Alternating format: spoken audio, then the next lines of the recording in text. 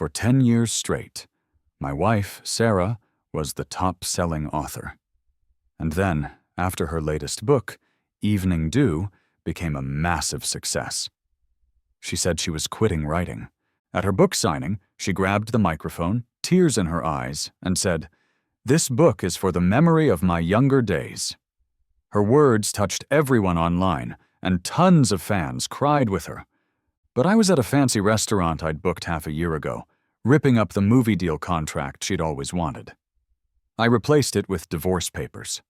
Then, I left, heading overseas, while she was frantically looking for me. When Sarah got home, I had just sold all my shares in the company. She kicked off her heels and complained, "Why are the lights off?" "I don't like them on," I replied, my voice cold.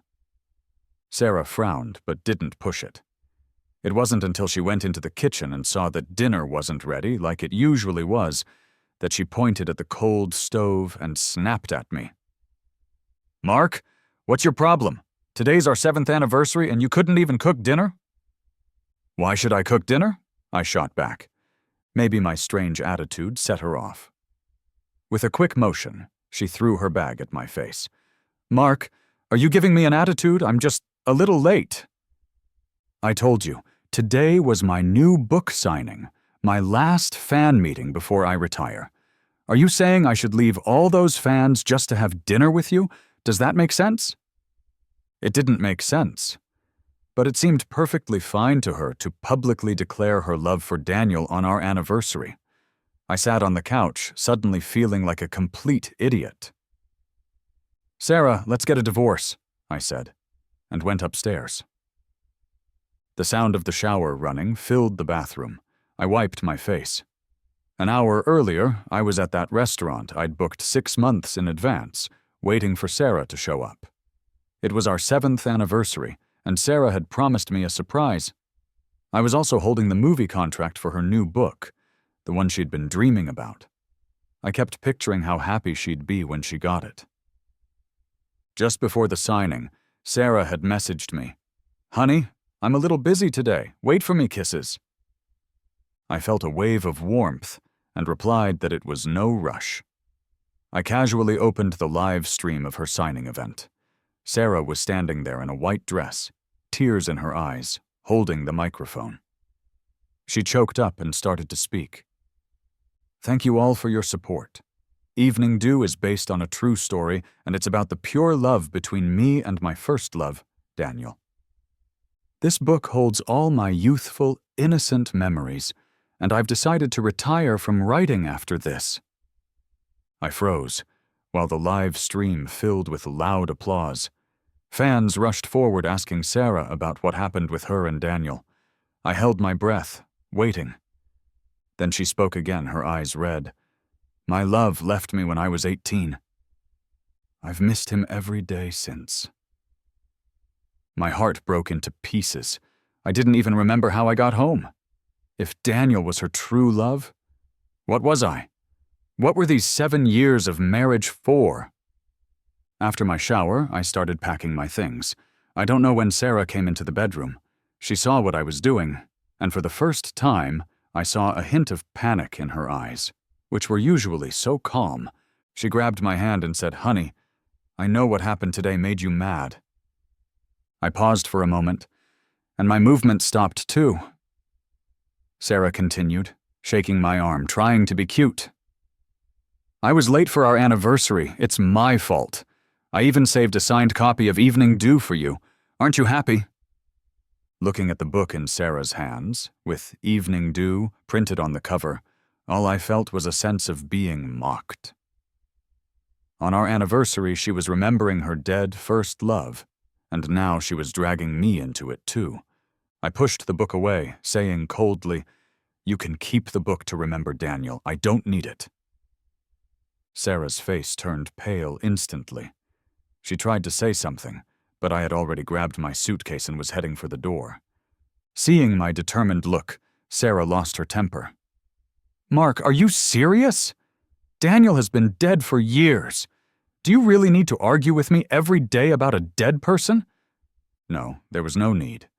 But I knew that in Sarah's heart, Daniel wasn't just someone who had died.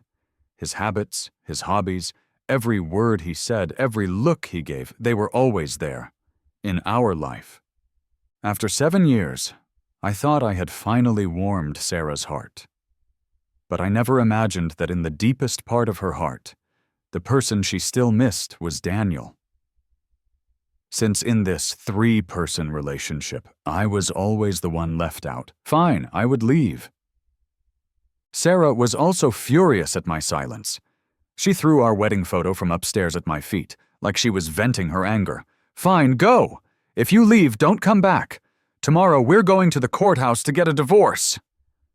On the empty street, I dragged my luggage, walking alone. I couldn't help but think about the past between Sarah, Daniel, and me. I knew Sarah had a first love who had died. Daniel had been a huge part of her youth, almost from beginning to end. They went to school together, painted together in art studios, and shared their deepest secrets. It all changed on Sarah's 18th birthday, when Daniel missed her coming-of-age party because of an important art competition. That day, Sarah had a huge fight with Daniel, even saying that if he couldn't come back in time, they'd break up. Desperate to make it back, Daniel took a risk and crossed the train tracks, only to be hit by a train that arrived unexpectedly. The speeding train left no trace of Daniel's body. Sarah was destroyed, even trying to kill herself by lying on the tracks. When Sarah's parents brought her to the hospital, I happened to be an intern in the psychiatry department. To help Sarah, I spent almost every day and night at the hospital. Finally, Sarah opened up, and we developed feelings that went beyond just doctor and patient. When Sarah shyly handed me her short story and confessed her love, I hesitated, but love won, and I accepted her confession. Sarah had a dream of being in the movie business. She always hoped her books would make it to the big screen. For Sarah, I gave up my love for medicine and invested in a film company. I had always believed that my relationship with Sarah was solid. But today, I realized how foolish I was. My phone rang in my pocket. It was my godmother. "Mark, you really sold the film company? That was your life's work. I asked you to sell it and move abroad with us, but you refused. Why suddenly?" "If I want to sell it, I'll sell it," I interrupted my godmother. "Godmother, I want to move abroad." There was a short pause on the other end, and then she became excited. "Mark, you've finally seen the light. That's great. When will you come? I'm going back to our home country next month. How about—" "Tomorrow. I'll book the flight." After booking my flight, I spent the night at a nearby hotel. Sarah didn't call me. Instead, she posted on social media. I glanced at it. She was at the school Daniel used to go to. She had taken a photo with Daniel's teacher, captioned, "The best teacher in the world." In the background of their photo, there was a large landscape painting hanging. I recognized it right away. It was Daniel's last painting. Not only did she publicly declare her love for Daniel on our anniversary, but after our fight, she was casually visiting Daniel's mentor. Even though I knew that in Sarah's heart, I meant nothing, seeing that post still made me scoff. Something inside me broke. I threw my phone aside and buried my head in the pillow, falling into a deep sleep. I was woken up by the frantic ringing of my phone. It was Sarah's best friend calling. "Mark, Sarah's drunk. Can you come and pick her up?" Without a second thought, I refused. "I'm not going." Sarah's best friend immediately panicked. "Mark, what kind of person are you? Do you even know that Sarah sold the rights to Evening Dew at a low price just so your company could do well?" "Yes, she said those things in front of the media, but she did it to make a quick sale. Sarah has worked so hard for you, and you're treating her like this. I'm really heartbroken for her." I was shocked. Sarah sold the rights to Evening Dew at a low price to help my company? How did I not know this? Then, I remembered the movie contract I had prepared for Sarah that day, and it all seemed so ridiculous. "You can think whatever you want. Anyway, Sarah and I are done." I hung up the phone, but after thinking about it, I felt like I should at least clear things up with Sarah. I took a taxi to the bar Sarah's friend had mentioned. Sure enough, Sarah was slumped in a booth, completely drunk. As soon as she saw me, her eyes turned red, and she threw herself into my arms, saying, "Honey, you're finally here." Sarah nuzzled against me like a little kitten. Her loving gestures and needy words made it hard for me to push her away. I couldn't help but think, maybe everything really was a misunderstanding. But the next second, Sarah wrapped her arms around my neck, and tears started to fall onto my clothes. "Daniel, you're finally here. I thought you were angry with me and wouldn't come back. I got all your paintings from the teacher, and I've raised the money for your exhibition. You won't have to worry about no one seeing your work anymore. I'm going to hang your paintings all over the city. I want the whole world to know that Daniel is the greatest artist." My body froze, and when I reached out to touch Sarah, my hand just dropped, because I couldn't paint. The one who loved painting was Daniel. I still helped Sarah back to our home. Like usual, I helped her take off her coat and shoes, then carefully wiped her face with a towel. When I went to unfasten her bra, Sarah, who had been half conscious, suddenly woke up. She stared at me, suspicious, and said, "What are you doing?" "I'm telling you, I'm Daniel's girlfriend, and I won't be with you. If you come any closer, I'll call the police."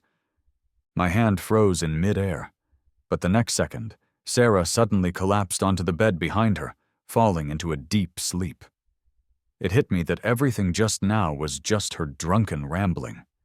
But what no one knew was that even after 7 years of marriage to Sarah, I had never touched her, not even a single finger, because she always said she wasn't ready.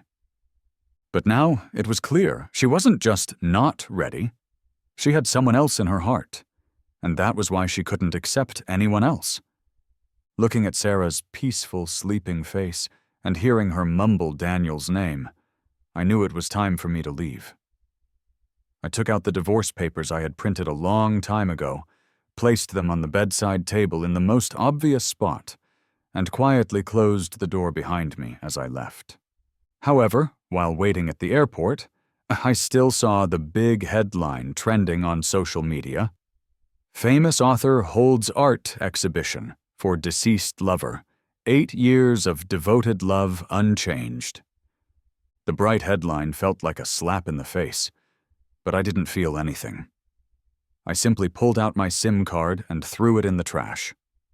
Even before I threw the card away, I had seen that Sarah had called. By the time the first light of dawn touched the earth, I had already arrived abroad. My aunt and her family came to pick me up from the airport. Everyone gave me a big hug when they saw me.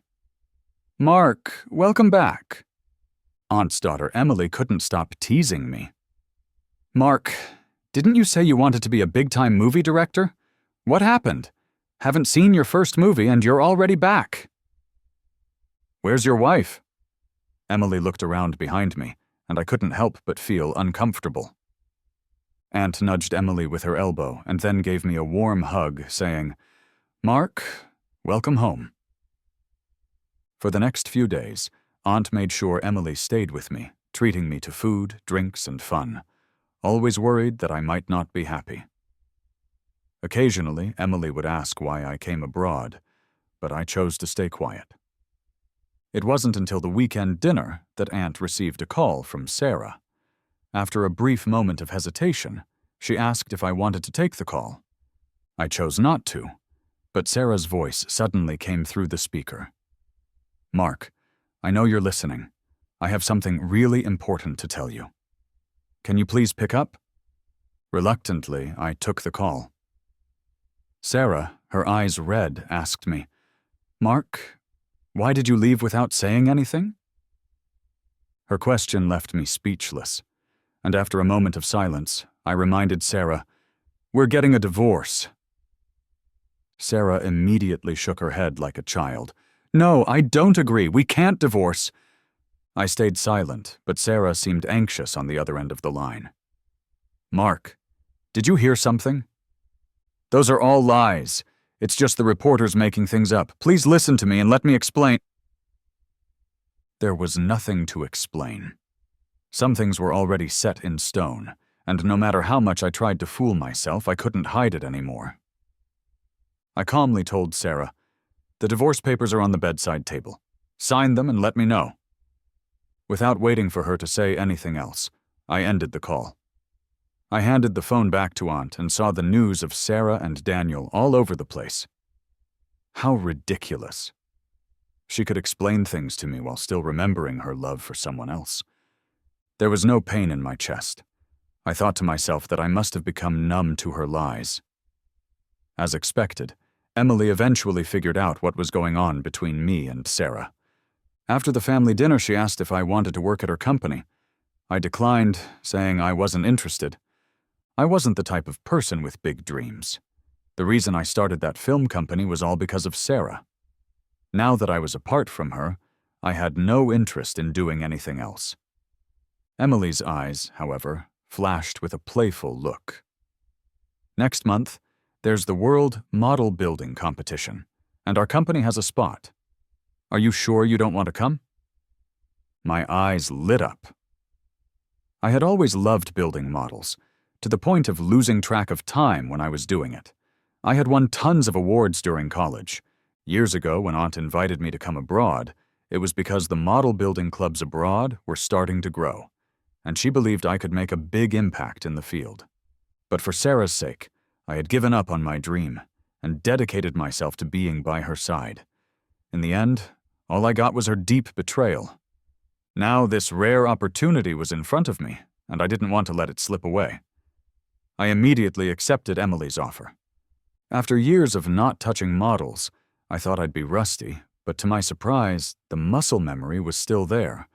After just a little training, I was able to get back into the groove of it. There were voices of doubt, but Emily blocked them all. She said, "Mark has been specializing in this for many years. I believe in him." Soon, the day of the competition arrived. In the waiting room, I nervously adjusted my breathing, and Emily, with her fists clenched, handed me my favorite drink.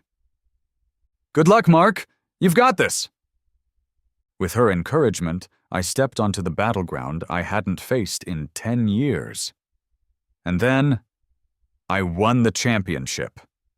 Loud applause erupted throughout the arena, and everyone gathered around me, even Emily's eyes filled with tears.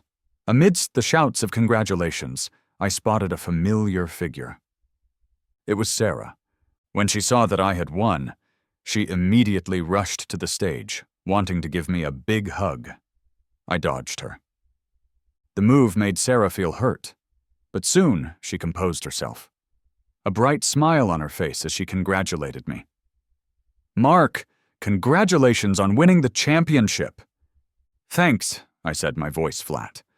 After saying thanks, I turned to leave, but Sarah stopped me and quietly asked, "Mark, when are you coming back with me?" Come back? I had never considered that question. But seeing the hope in Sarah's eyes, I still found it somewhat ridiculous. "I'm not coming back," I said. "I've already told you I want a divorce." Sarah grew anxious. "Mark, I know you're angry, but haven't you been upset for long enough? Even if you're unhappy with me, surely that anger has been vented by now, right?" "Come on, let's go back together. Let's go back to the way things were, just like before." A tantrum? So all my disappointment and sadness were nothing more than a tantrum in Sarah's eyes. I suddenly found it incredibly laughable, and shook off Sarah's hand, saying each word clearly, "I'm not throwing a tantrum. I'm serious." "Since you can't forget Daniel so easily, I'll step aside. From now on, you can freely remember him, without anyone bothering you." But Sarah refused to let go of my hand. Under the spotlight, someone recognized her and started taking pictures like crazy. The microphone was shoved in front of her face. "Sarah, are you the author of Evening Dew? Didn't you say before that you were going to stop writing in memory of your late lover? Who is this man? Do you have a new boyfriend? What does Daniel mean to you? One question after another hit her hard, and Sarah couldn't answer any of them. Seeing her face turning red, I suddenly found everything incredibly ironic. I let out a cold laugh and walked off the stage alone. But these reporters were more persistent than I expected. When they couldn't get any answers from Sarah, they shoved the microphone in my face, firing questions that were brutally sharp. Mr. Mark, are you the third party in Sarah and Daniel's relationship? Why are you ruining their relationship? Fighting for the love of a deceased person? Don't you feel any guilt? I glanced at Sarah beside me, her lips tightly pressed together, not a word of explanation coming out. She let the mean gossip drown me. Finally, it was Emily, unable to stand it anymore, who pushed through the crowd to stand by my side and block all the bad-intentioned questions. What are you all saying? Mark and Sarah are legally married. They've been married for 7 years. As for that Daniel, I've never heard of him. Even if there was a third party, it would be him. Emily's words immediately shifted the attention, and all eyes turned to Sarah. Under everyone's gaze, Sarah couldn't lie anymore and had to admit our relationship. Not only that, but she also took the opportunity to tearfully ask me, Mark, I did all of this to fulfill Daniel's last wish. Now that his wish has been fulfilled, will you come back with me? No, I refused firmly. Sign the divorce papers soon. I don't want to take this to court. I walked away with big steps, leaving Sarah behind, calling my name desperately, but her voice was drowned out by the reporters gossiping. Sarah and I both made the trending news. I don't know who made it their business, but they revealed everything about the years we spent together, including the time when Sarah had tried to take her life and how I had stayed by her side, helping her get through it. Looking at the overwhelming discussions online, I had a moment of confusion.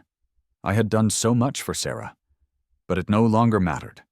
Now that I had decided to let go, how much effort I put in meant nothing. As for Sarah, faced with the media's intense questioning, she was running around, completely overwhelmed. But no matter what the outside world said, Sarah still refused to divorce me. She even publicly claimed that everything was a misunderstanding and that we wouldn't separate. I found it laughable and didn't intend to waste any more time on the matter. I immediately filed for divorce, but I didn't expect her to show up at my house. To celebrate my victory, Emily threw several parties in a row. After several days of drinking, I was dizzy and lightheaded. The next morning, I wanted to go out for a cup of soy milk, but before I could leave, I saw Sarah standing at the gate of the neighborhood, holding a huge bouquet of flowers. The cold winter wind made her nose turn red. Sarah stood there, puffing out air and stomping her feet while occasionally adjusting the flowers in her arms. When she saw me, her face lit up, and she ran over. Mark, I've finally waited for you. What are you waiting for me for? I asked her. I know I was wrong. The art exhibition is over. Mark, can we go home? Sarah's tone carried a cautiousness I had never heard before, a tone I never dared to imagine in the past. We had fought over Daniel before, but each time I had been the one to apologize. I had once hoped that Daniel, who stood between us, would disappear, that one day I could occupy a unique place in Sarah's heart. But when that day truly came, I realized I didn't need it anymore. Ignoring everything she said, I asked her, "When will you sign the divorce papers?" Hearing this, Sarah's face paled, and the expression on her face became filled with pleading. Mark, must we always talk about these hurtful things when we meet? Hurtful? I didn't think so. Compared to the hurtful things Sarah had said to me over the years for Daniel, this question was hardly anything. Moreover, hadn't this always been what Sarah wanted?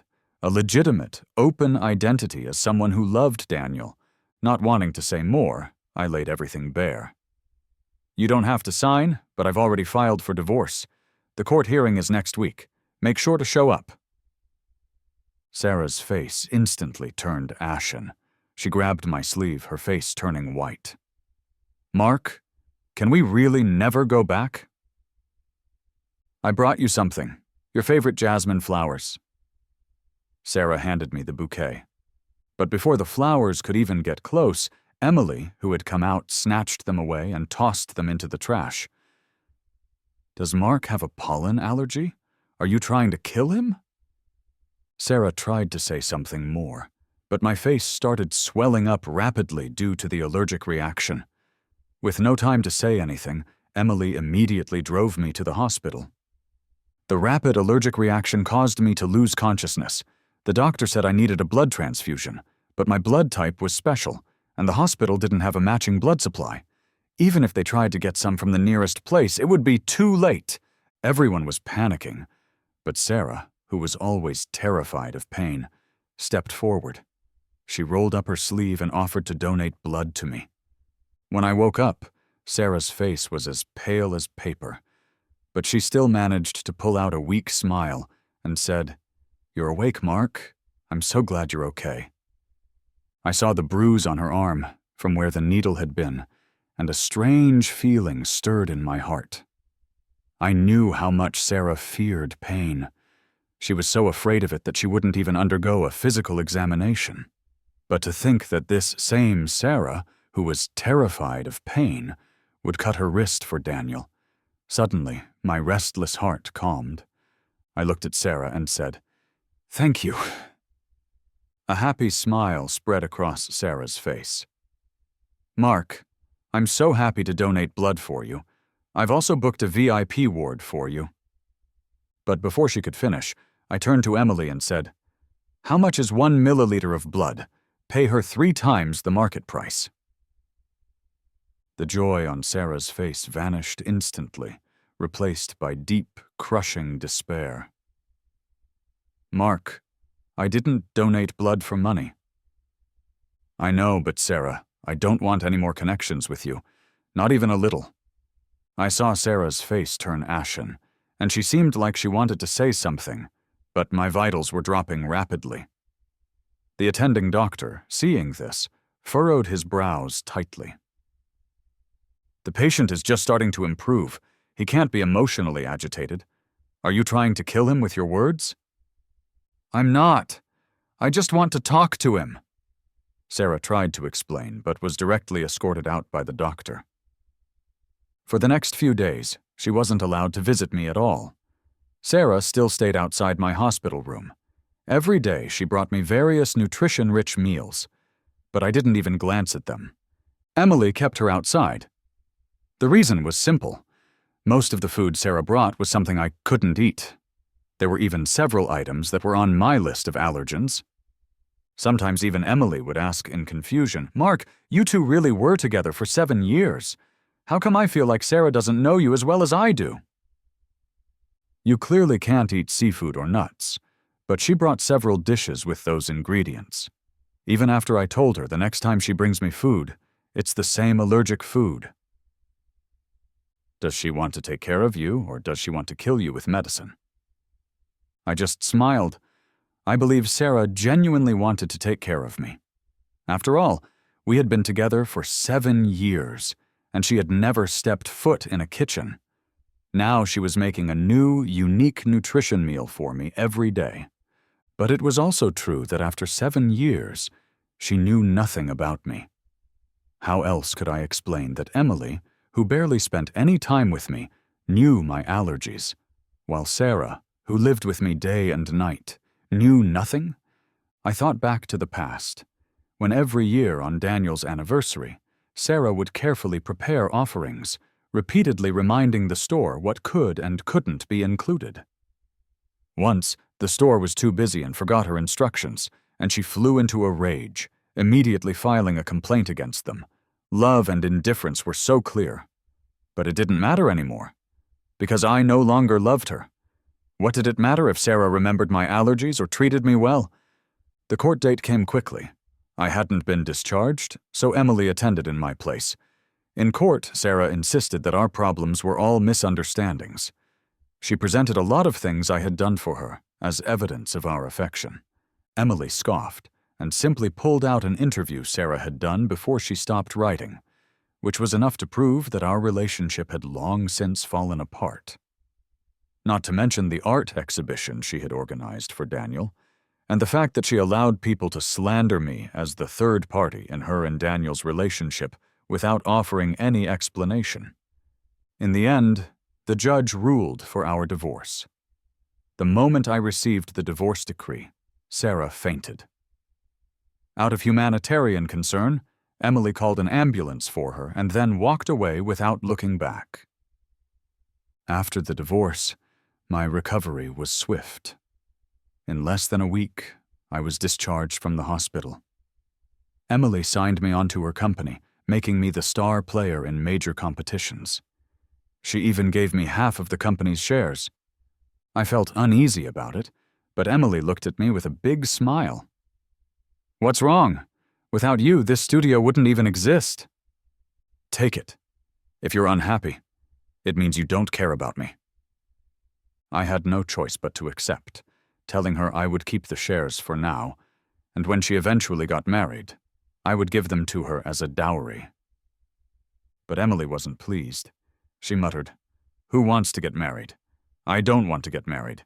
If I do, it has to be to—" Her words were lost in the wind, but I understood Emily's feelings. Still, after my last relationship, I had been so hurt by Sarah that I needed time to heal my wounds. I also needed to clear some space in my heart so that someone better could come in. In the following days, Emily and I didn't bring up any talk of romance. I focused entirely on the competitions, winning one world-class award after another. Along the way, I even broke several world records. In every competition, Emily was by my side. Her pockets seemed like Doraemon's, always pulling out things I loved. Through our joint efforts, the small club we once started had grown into a listed corporation. Our names, mine and Emily's, were printed on all kinds of promotional materials, and we became well known around the world. Another year's World Championship arrived, and I broke my own record with a first-place finish. On the podium, I saw a familiar figure in the audience. It was Sarah. For more than a year, she had attended almost every one of my competitions. She even helped me analyze my strengths and weaknesses, as well as those of my competitors. Before this, Sarah had shown no interest in model design.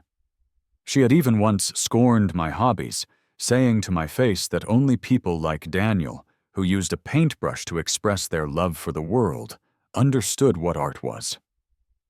What I did was nothing more than childish play.